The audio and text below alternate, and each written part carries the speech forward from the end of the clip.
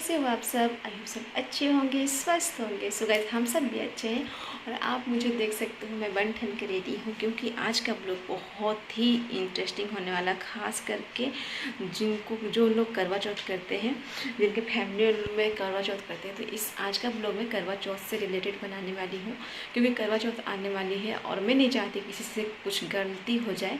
तो मैं आपको बताने वाली हूँ करवा चौथ में जो हम लोग को 16 श्रृंगार करते हैं, उस श्रृंगार में 4-5 चीज़ें ऐसी है जो आप लोगों को ज़रूर करना चाहिए। बहुत लोग नहीं कर पाते, बहुत ही गलत असर होता है हमारे परिवार के ऊपर, हमारे सुहाग के ऊपर। तो वो गलती ना हो। फिर पूजा कैसे करना चाहिए घर में, बहुत ही सरल तरीके से, बहुत ही आसान से आप घर में अकेले ही पूजा कर सकते हैं करवा चौथ के दिन। उसके बाद चंद्र पूजा कैसे करते हैं, चंद्रमा भगवान की पूजा कैसे करते हैं, कैसे जल देते हैं, वो सब सारी चीज़ें मैं आपको बताऊँगी। सो अभी करवा चौथ आने वाला, सब कोई बहुत दिनों से तैयारी करें, महीनों से तैयारी करने लगता है, क्या पहनेंगे, कैसे करेंगे, कैसे नहीं। तो उन सबसे हट के ये ब्लॉग है जो आपको एक ही ब्लॉग में सारी चीज़ें आपको मिल जाएगी। कहीं आपको सर्च नहीं करना, किसी से पूछना नहीं पड़ेगा, सब कुछ मैं आपको इस ब्लॉग में बताऊँगी। सो लेट नहीं करते, चलिए सबसे पहले मैं बताती हूँ 16 श्रृंगार में हम लोगों को क्या क्या ज़रूरी है जो हम लोगों को शामिल करना चाहिए। जैसे कि गाइस, सबको पता है कि हम लोग उसमें बहुत ज़्यादा श्रृंगार करते हैं, 16 श्रृंगार करते हैं। बस 16 श्रृंगार में क्या क्या खास है, 4-5 चीज़ें वो मैं आपको बता दूँगी क्योंकि सब कुछ तो सारा श्रृंगार तो आपको पता है कि सब कुछ करना है। पर 16 श्रृंगार में फर्स्ट सबसे पहले होता है हमारा सिंदूर से स्टार्ट होता है। तो सिंदूर के दिन सिंदूर लगा लेते हैं हम लोग।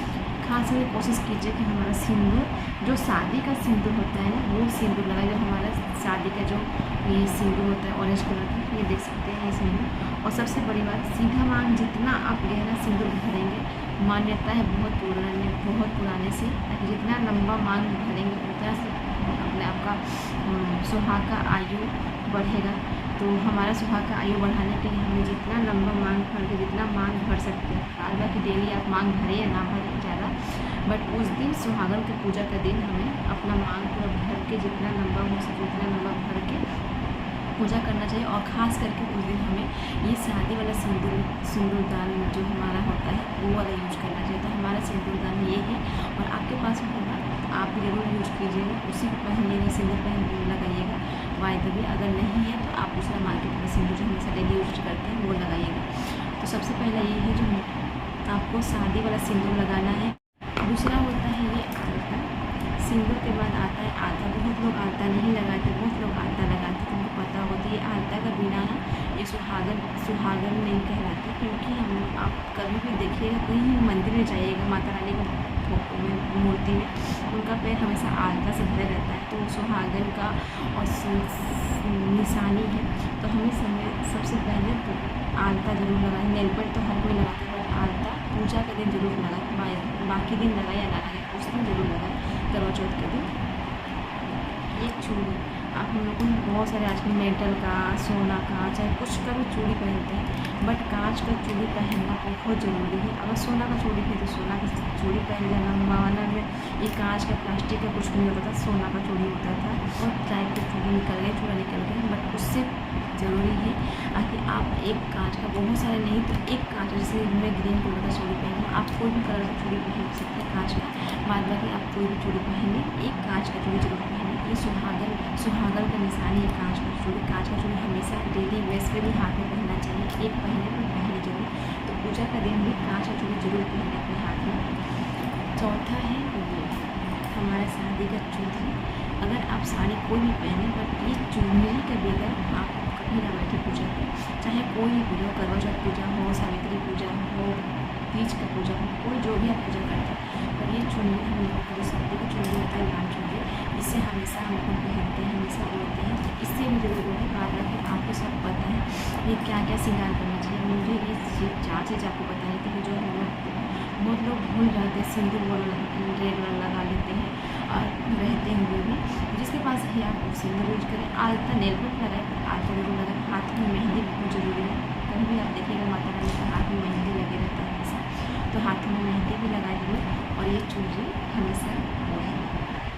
तो ये थी हमारा 16 श्रृंगार का जो कुछ खास बात है जो बहुत लोग भूल जाते हैं, वो भी बताएंगे। अब मैं आपको बताती हूँ पूजा विधि।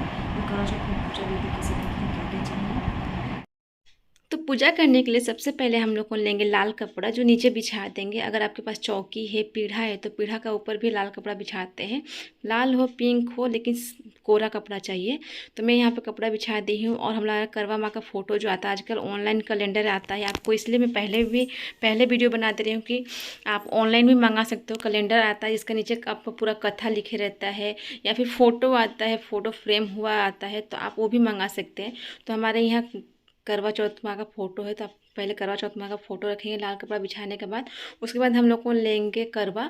करवा अगर आपको पीतल का है तो हर साल वही चलेगा। अगर मिट्टी का है या चीनी का है, चीनी मिट्टी का भी आता है, तो वो आपको हर साल चेंज करना पड़ता है। तो करवा में आप मौली सूता उसका गले में बांधेंगे, जैसे कि कलश में बांधते हैं ना मौली सूता, लाल कपड़ा में लगाते हैं उस टाइप का। और यहाँ पे करवा के ऊपर रखे कटोरी में मीठा, जैसे मैं कि अभी मैं गुड़ रखी हूँ, मैं आपको पहले बता रही हूँ, इसीलिए मेरे पास जो है वो मैं आपको रख के बता रही हूँ। आप कोई भी मीठा ले सकते हैं। उस दिन मीठा रखते हैं, गुड़ नहीं रखते। मीठा तो एक्चुअली सबको लड्डू उड्डू मिल ही जाते हैं। तो मीठा रखेंगे, करवा में पानी भर के रखेंगे और उसके ऊपर से मीठा रखेंगे। और उसके बाद से हम लोग को बैना निकालेंगे, जिसका में कटोरी हो या फिर गिलास हो या लोटा हो, उसमें चावल भर लेंगे, कोई भी खड़ा अनाज लेंगे, पैसा रखेंगे, सिक्का रखेंगे। सिक्का शगुन के लिए बहुत ज़रूरी है।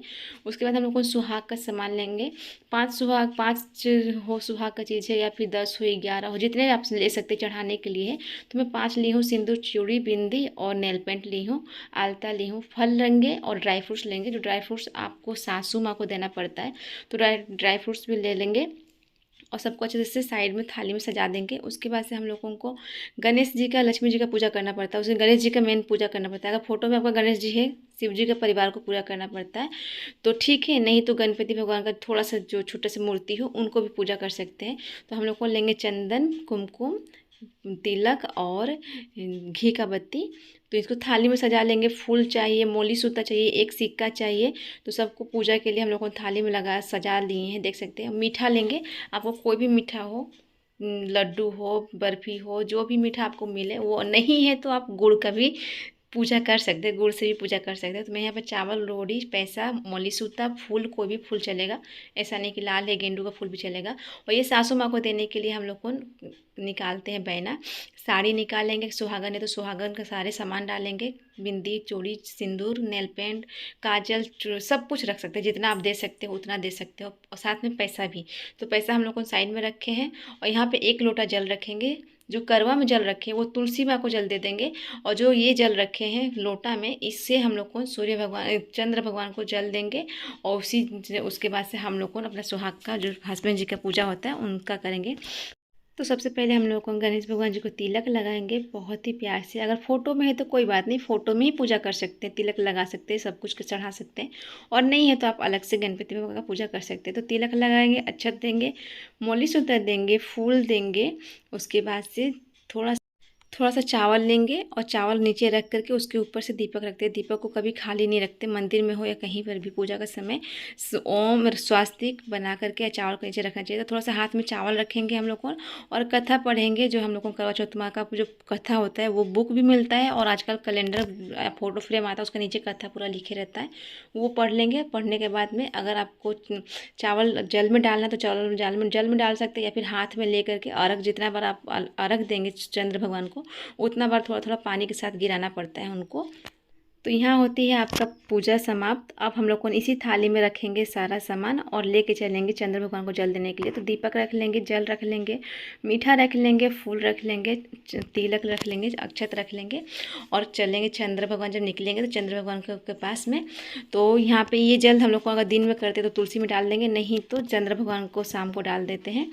तो अभी चंद्र भगवान अगर निकल, उनको तिलक लगाएंगे, अक्षत फेंकेंगे, उसके बाद फूल चढ़ाएंगे, आरती दिखाएंगे, जल देंगे। और उसके बाद से हम लोग को चालन से चंद्र भगवान जी को देखेंगे। और चालन के साथ ही साथ हम लोगों को अपने हस्बैंड जी को देखना रहता है। अगर हस्बैंड जी हैं सामने खड़े तो चालन से देख ले, नहीं तो फ़ोटो या मोबाइल में वीडियो कॉल करके भी चालन से के अंदर से ही देखना पड़ता है।